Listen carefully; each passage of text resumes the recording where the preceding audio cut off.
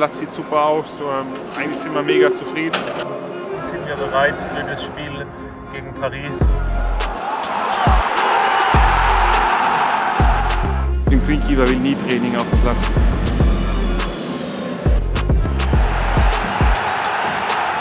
Wir stellen das Schild drauf, Rasen gesperrt und gehen dann nach Hause.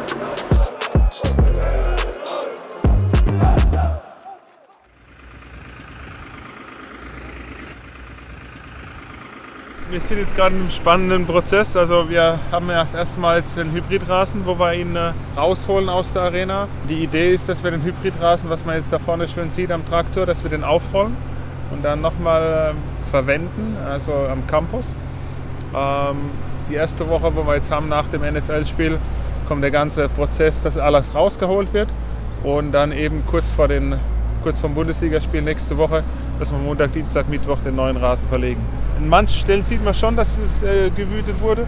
Ja, wenn man jetzt zum Beispiel das hier sieht, da sieht man schon, dass dann doch der eine oder andere kräftiger ist wie jetzt beim Fußball. Man sieht ja noch teilweise dann auch die Linierung vom Fußball und zum Football. Ja, und da wir keine Zeit haben für die Regeneration, entscheidet man sich eben für einen Rasentausch. Die Ebenflächigkeit ist ganz wichtig. Also gerade dann am Anfang, weil wir ja dann zwischen Ende vom Rollrasen verlegen und ersten Bundesligaspiel dann 2 Tage haben, beziehungsweise 1 Tag. Und da kannst du halt nicht mehr so viel machen.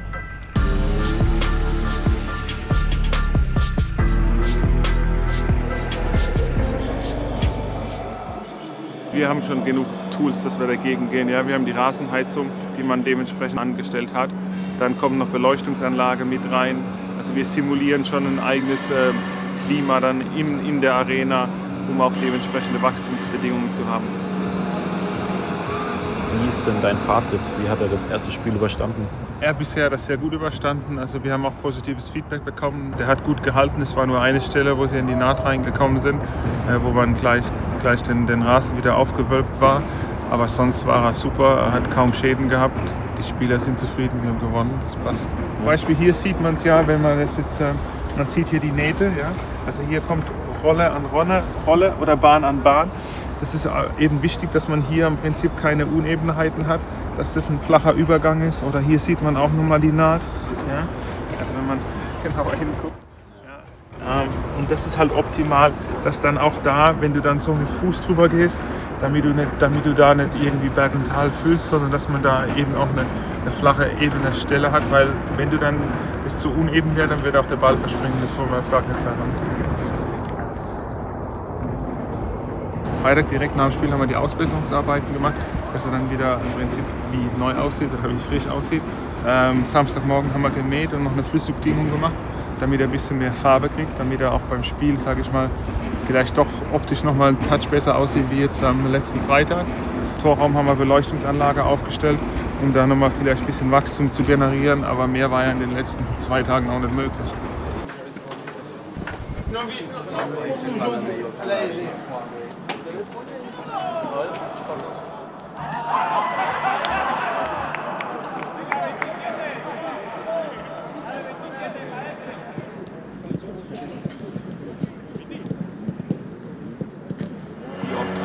Satz runter vom Rasen schon geschrieben? Zu oft. Es ist leider Gottes so, dann läuft jeder auf den Rasen drauf, dann will jeder ein Selfie machen und jeder will mal auf dem Platz stehen. Ja, man wird ja niemals müde, sage ich mal, den Satz zu sagen. Es kommt immer auf den Trainer drauf an oder auf die Mannschaft drauf an. Die können dir auch so einen Platz, wenn er jetzt vielleicht nicht gerade perfekt ist, können dir schon ruinieren oder einen Torraum, wenn die Torhüter extreme Übungen im Torraum drin machen. Aber der Platz ist relativ stabil momentan und dann macht das Training jetzt nicht so extrem viel aus. Natürlich, ein Greenkeeper will nie Training auf dem Platz haben, weil man hat ja immer am Spiel probiert man den Platz am besten zu haben und wenn vorher ein Training war, funktioniert das nicht.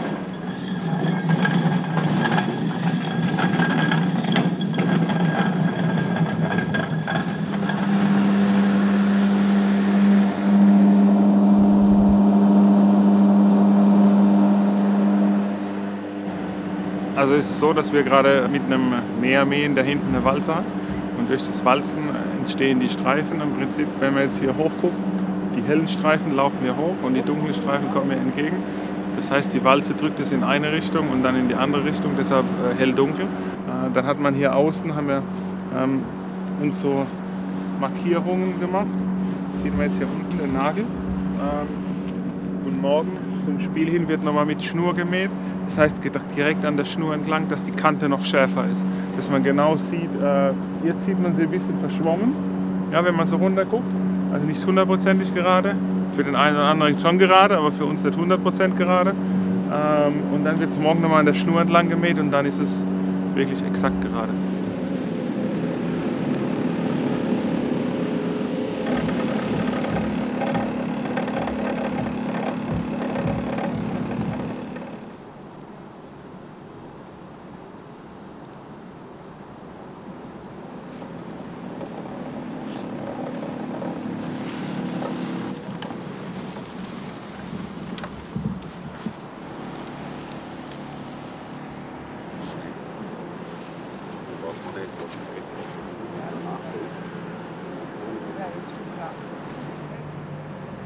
Haben wir nochmal ein bisschen nachgestellt. Jetzt muss man ein bisschen reinjustieren. Aber das ist auch die wichtigste Linie, oder? Die Torlinie. Das ist die wichtigste Linie.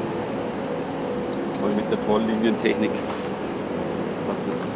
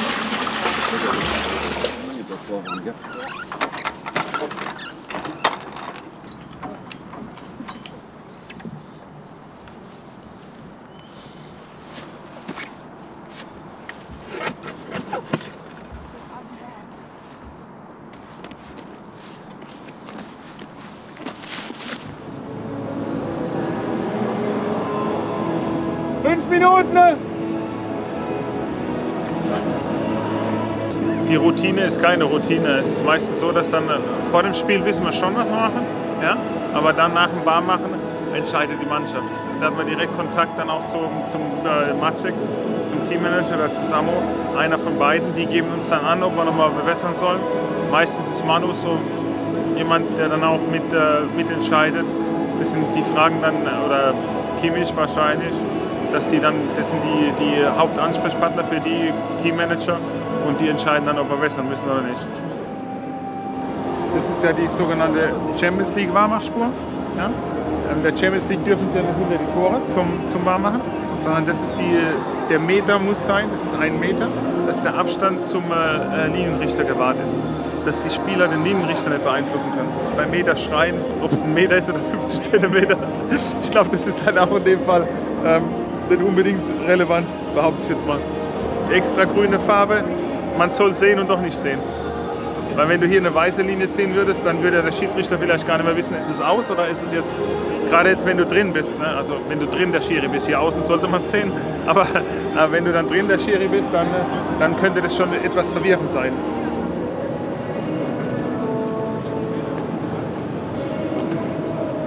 Katze? Katze, schieb mal bitte.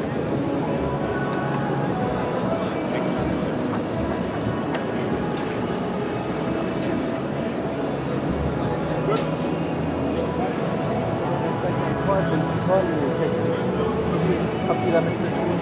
Gar nichts. Gar nichts. Wir müssen nur gucken, dass die Linie richtig liniert ist. Wenn die Linie schief wäre oder wenn die Linie zu weit vorne oder zu weit hinten wäre, dann kannst du es nochmal korrigieren. Dann müsstest du es nochmal korrigieren. Dann musst du so eine Schnur spannen und müsstest dann mit dem Pinsel nochmal weiß streichen.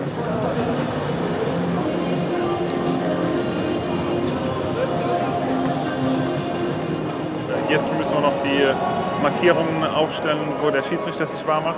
Da gibt es ja auch so bestimmte Bereiche auf dem Platz. Die Schiedsrichter haben einen extra Bereich, wo die sich dann drin warm machen. Da darf dann kein Spieler rein.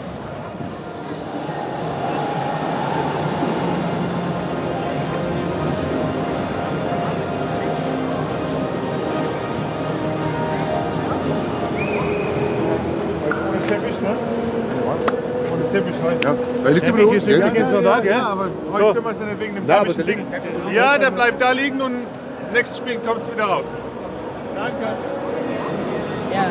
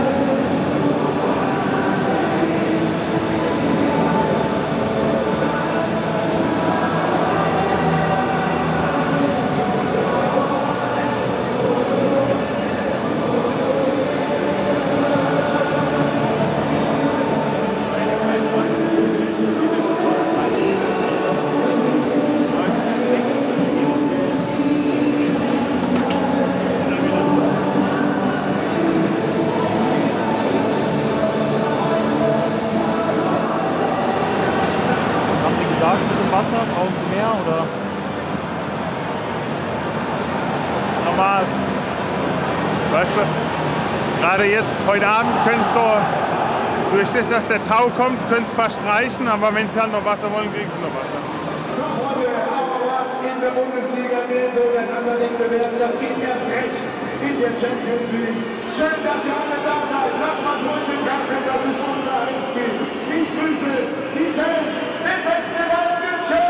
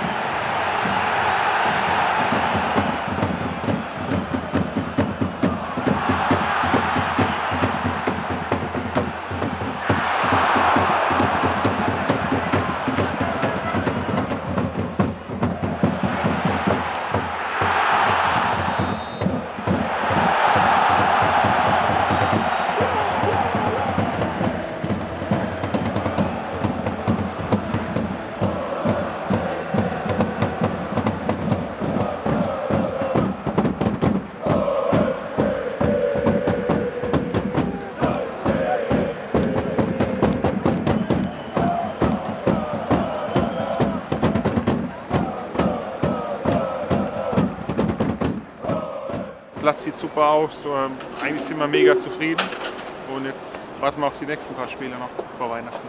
Wir haben ja jetzt schon angefangen, die Ausbesserungsarbeit zu machen. Es sind ja fast gar keine Schäden auf dem Rasen. Morgen früh geht es dann weiter. Morgen früh kommen wir nochmal mit so einer Bürste im Prinzip, um das Gras nochmal aufzustellen. Dann wird gemäht, dann wird gedüngt, dann kommt die Beleuchtung rein. Und dann hat er erstmal wieder Ruhe bis nächste Woche Dienstag. Feierabend sieht so aus, dass wir das Schild nehmen und sagen einfach, ey, alle vom Boden runter und wir gehen nach Hause.